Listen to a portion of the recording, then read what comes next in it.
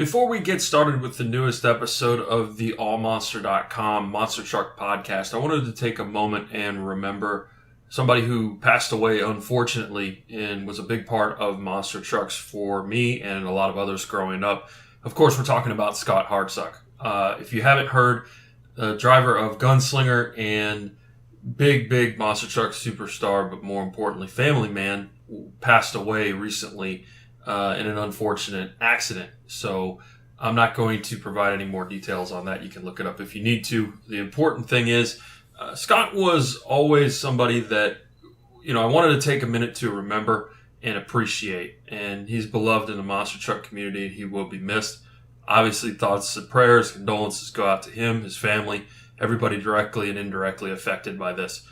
I wanted to share a couple of memories of Scott and just kind of end on a good note, if you will, and give him a little bit of just a great memory. And you guys can leave your memories, of course, and any sort of condolences to Scott and his family, of course, wherever you'd like. For me, the first time that I really interacted with Scott, I had taken a trip to West Lebanon, New York, and done one of Monster Jam's Summer Heat Series events.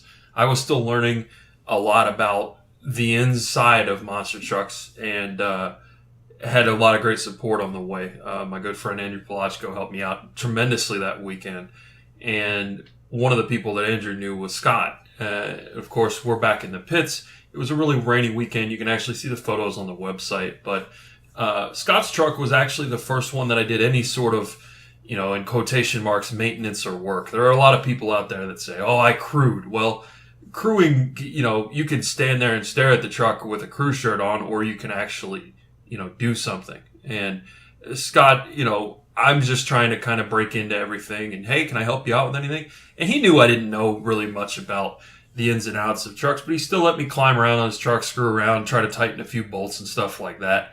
And I will always remember that. He was just a nice guy. He had no reason to be nice to me, but he was a lot more than the exterior, to the fans and everything.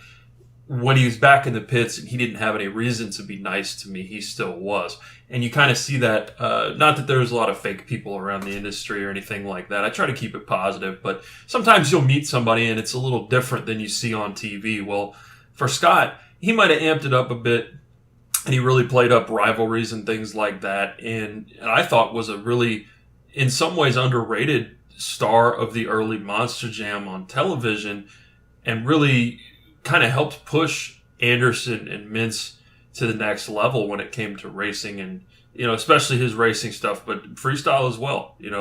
You always remember his phrase, cock blocked and ready to rock. You always remember those things. But what I remember was that Scott was always nice to me and was always good to me, in front of or behind a camera, and really was an insightful guy, intelligent, had a lot of good things to say and a lot of good things to share with the world, and he did that for quite some time. It's unfortunate what happened, and again, if you guys want to leave your memories or anything like that, obviously very sad day and really tough. So whenever this comes out, I wanted to make sure that we paid tribute properly to a person that supported me, supported the site, was always good, and lots of things to think about when it comes to how much time you spend with family and friends.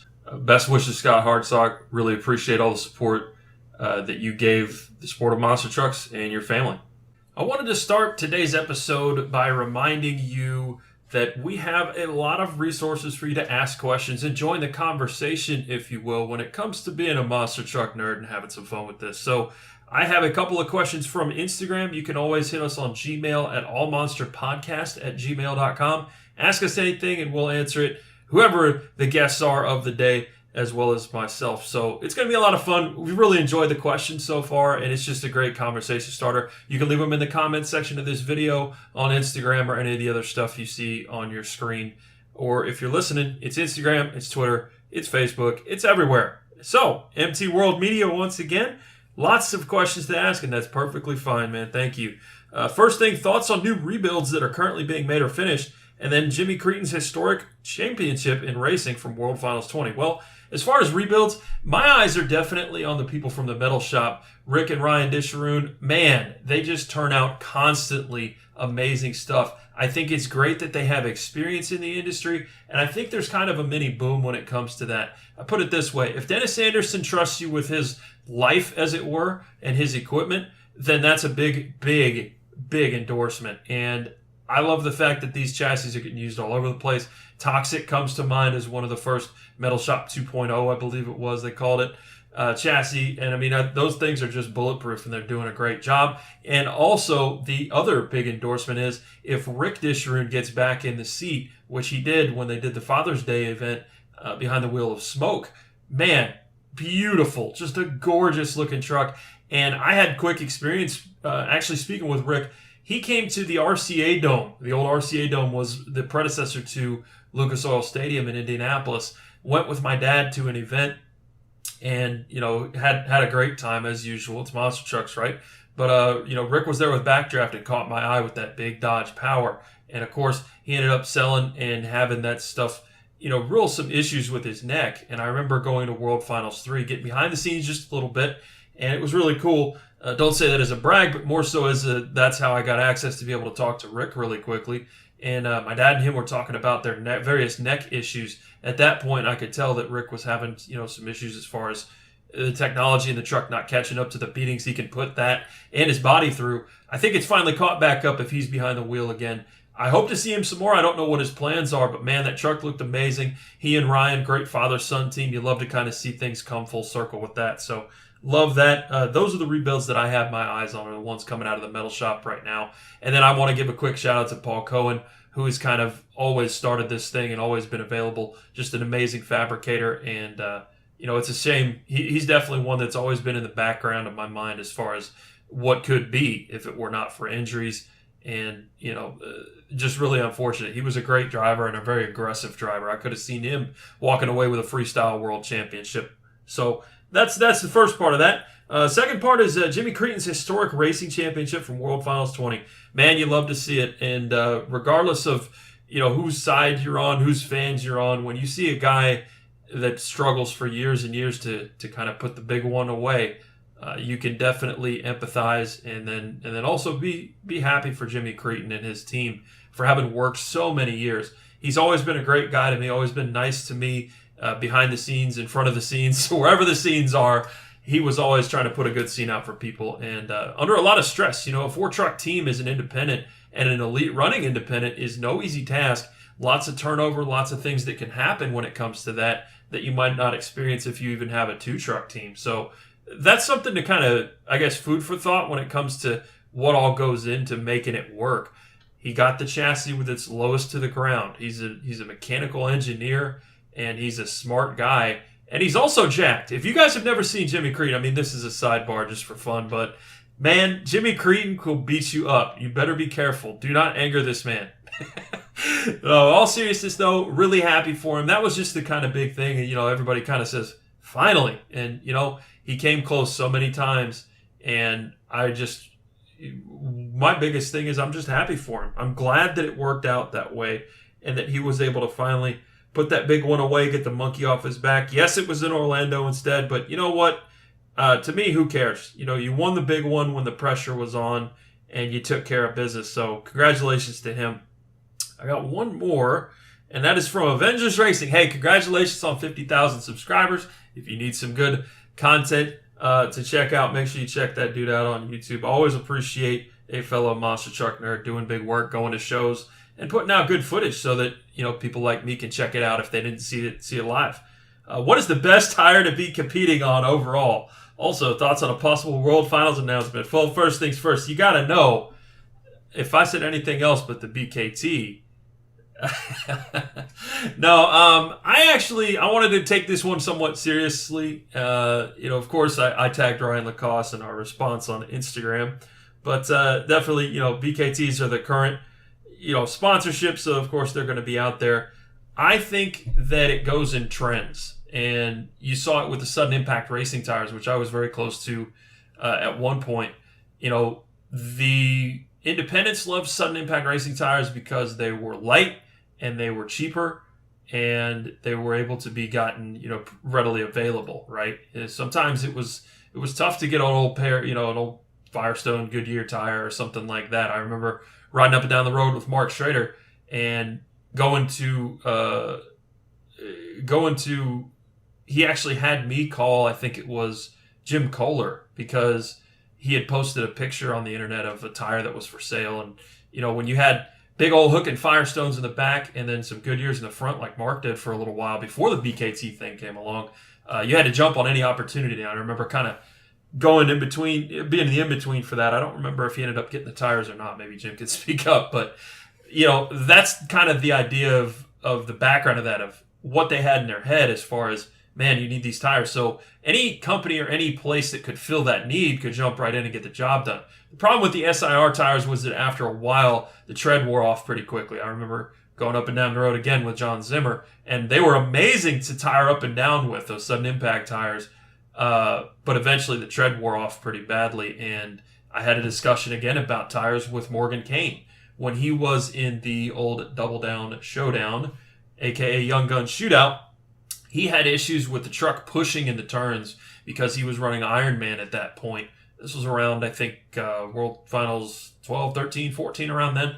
Don't remember the exact number, but he was telling me after qualifying and after practice that, he had everything except for the turn down. He was pushing in the turns. And he said, if I had those Ukraine tires, because that's right when those were coming out and being hot, then I would have probably won. And there was a plan for him to actually run, because of the bodies. I believe Lee O'Donnell was running Ironman at that point. And if Morgan had won, obviously they didn't want to run two Ironman trucks at the time. They were going to have Morgan, if he won, I believe he was going to do another Marvel one. I want to say it was like Thor, or one of the ones that was overseas. Had the wings on it. I'm not good with the Marvel stuff. But that's a little background when it comes to tires. And that leads to my actual pick when it comes to the tires. Those Ukraine tires seem to be the ones that hooked up the best. You'd have to ask somebody that's a true expert. I'm only a hack, but for me, just visually, they looked good. I love tires with cleats.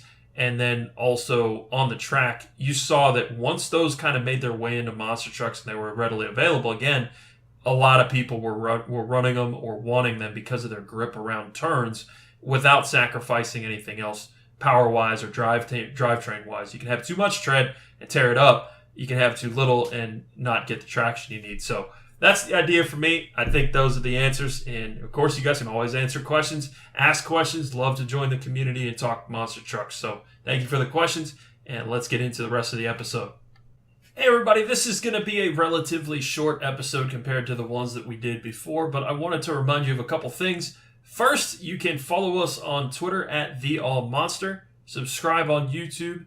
AllMonster videos over there. Instagram is simply AllMonster, and then you can hit us with your thoughts, feelings, anything about monster trucks at allmonsterpodcast@gmail.com. That being said, just a quick kind of update and turnaround just to get something out there for you guys, because the idea is AllMonster at one point was just very often updated, and things change, as you guys know from the last podcast. If you haven't listened to that, please go check it out. Ran down Indianapolis, Springfield, and a bunch of other questions and answers from you guys with my boy Josh Rhodes of Retro Monster Truck Review. But this one's going to be a little bit lighter just because we're kind of between shows here for me and for a few other people. Lots of new shows coming up with Monster Jam and just in general. And I was actually enjoying the 4th of July weekend and heard monster trucks down the road from me. It was like I couldn't get away from them. I was enjoying stuff with my family and heard them, and it turns out that Monster Trucks with a Z was doing a show right near me. Had I known, I probably would have headed out and tried to take a few pictures, but you guys really seem to enjoy the Indianapolis photo gallery that we had up, and of course all the posts on Instagram too. Shouts to all the drivers that reached out for images. Really made me feel good and welcome, like I'm ready to come back and shoot some more photos soon. That's going to be happening soon. I got my eyes on a couple of events. We're going to see how that shakes out, but I will definitely keep you guys posted on that future. For now, I wanted to talk quickly about just a few things that I've seen around the industry, and then just wrap it up and throw it to you guys for some more questions and answers, as well as what's going to be going on with the site and the YouTube channel. Obviously, this site has been going strong. We're starting to update more stuff. I am looking at writing a few articles because I've had some time during quarantine to actually sit and watch some old shows. I went back through all the old Monster Jams, Panda, and just a bunch of stuff that I wanted to write about and actually get some more writing content on the site for you guys to read. I know it's kind of old school, but it's also something that I enjoy and that can be out there for eternity. So that's another great thing that we're going to be doing. And then updating the YouTube channel. I've got some stuff, and I gave some hints out when I was on with Josh here about what's coming to the YouTube channel. So there's going to be regular uploads. I don't want it to be herky-jerky, starty-stoppy. There's been a lot of stuff going on in the personal life, and that's all good. But for you guys, I want to, once we start uploading to the YouTube channel besides the podcast more regularly, we want it to be something that you can rely on with a schedule. And same thing with more social media posts and stuff like that. But you guys have all been great, and it's much appreciated. So a few things that I've just seen in going around and messing around, looking at all the new stuff that's going on in monster trucks. First things first, welcome back to a lot of the drivers that have not had a chance to get behind the wheel in quite some time. I saw Armando Castro posted that it's been 16 months for him, and he's finally going to be behind the wheel soon. So it's good to knock that rust off. I gotta say, I understood the situation, as it were, with the big world situation, but it was tough for me to not be able to see some drivers that I felt really deserved a spot in either a Monster Jam truck or something else. So it was great to hear just in general. Of course, you guys know I crewed for Charlie Pauken. I wanted to share a couple things about him and why it really made me happy to see him back behind the wheel of Stone Crusher, taking some freestyle wins and everything like that. It's not just a digger thing, trust me. Chucky is one of the best drivers in the history of the sport and a great guy, which the secondary thing there, the great guy part, is something I wanted to mention. Again, as you know, I've mentioned it just in passing. It's not an ego thing. Please promise that and believe that. But one of the things that just impressed me to no end about Chucky when I worked with him closely was that he really never forgot where he came from. He started out as a crew guy working with Excalibur, doing everything he could to get ahead in the sport. And I could see that at the time when I was crewing for him and Frank Kremel along with Fletcher Lewis, he could see that I wanted to learn. I just didn't have the background. So, Carl Van Horn helped me out with getting on and doing the crew thing and to begin with. And hey, as a crew guy, I didn't have that background. But I was willing to try and willing to work, and Chucky always helped me out regardless of how much I messed things up. I did my best, and that was always something I was very proud of. Well, when it came time to go to the awards ceremony and the banquet, there was one person that was there to shake my hand and tell me, hey man, I really appreciate all the hard work you did on the truck this first quarter. And that guy was Charlie Pauken. That pretty much says a lot about him as a person and how he really understood and appreciated people more than just the ends to the means. He has always been great, and it's good to see him back behind the wheel. I don't care what he's behind the wheel of. He should never not be at a World Finals. He should never not be at some of the biggest events in the sport, because you're going to get a show and you're going to get his best effort every time. In addition, he is wonderful with the media, wonderful with the fans. And I'm liking that longer haircut. He was rocking it out with Kayla Blood Granger, if you will. Really need to see a kind of a muddy mess track. I know that it's not great for the drivers or the crew guys, but it was neat to see how people adjusted to that day over day in Foxborough. And it was cool to see Kayla come out with a racing victory. It was always nice to see somebody that's worked so hard and that really respects the sport do well. So congratulations to her. And of course, everybody getting back behind the wheel makes me super excited. One of the things that I wanted to toss out there as well is something I just touched on, which is talking about having respect for the people that came before you. I love seeing Tyler Menninga come back behind the wheel, and every once in a while I just see him post something from like the Penda days or talk about Dennis Anderson and just the respect for the people that came before him and wanting to do his homework. Tyler, if you're out there, man, I got to talk to this dude. I know Dustin's been talking to him and stuff like that from doing the shows, but I would love to sit down and pick Tyler's brain about everything that goes on through it, because he's one of the most rapidly advanced drivers in the sport. He wants it, and just, again, same as Chucky, never forgot where he came from. So I'd love to see that. I'd love to see people that have a respect for the sport and for the people that came before them. And I love to see those people do well. So that's something that's big and important to me. In addition, what do you guys think about that? I want to know about all of that and have those questions and answers, those conversations. I also wanted to touch on some other kind of, I guess, as it relates personal sort of stuff. It's been weird for me seeing Devastator out there and not having Mark Schrader behind the wheel, but I want to say as well, that's something that may have been overlooked. That was a smooth transition. Double Action Motorsports, the Basil brothers, two of the best dudes you'll ever meet. Again, just wanting to shine the light on the good people in the industry, the great people in the industry. The Basil brothers haven't missed a beat. They rolled Devastator over a couple, I don't know if it's been a couple times now, but at least once that I've seen. They're putting that thing through its paces. And again, with that question earlier about chassis design, I love a Race Source chassis, man. That thing's done Mark well and now was doing the Basil brothers well for years and years. So that is something that I love to see.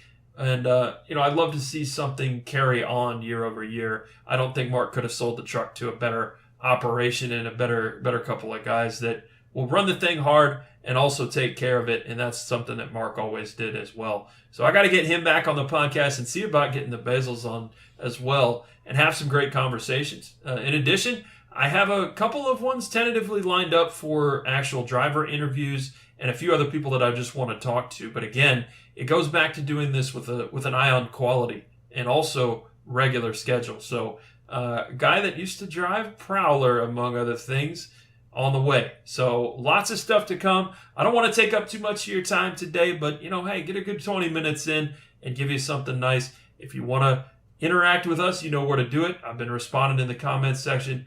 Let us know what else you want to see on the channel, on the site, on the podcast. Make sure you subscribe there. We're working on getting that Spotify stuff all hammered out, and we got a lot more. In addition, one final thing, make sure you check out Monster Truck, Retro Monster Truck review from Josh Rhodes. He's doing a special episode that I believe has either already dropped or will drop on Scott Hartsock and Gunslinger.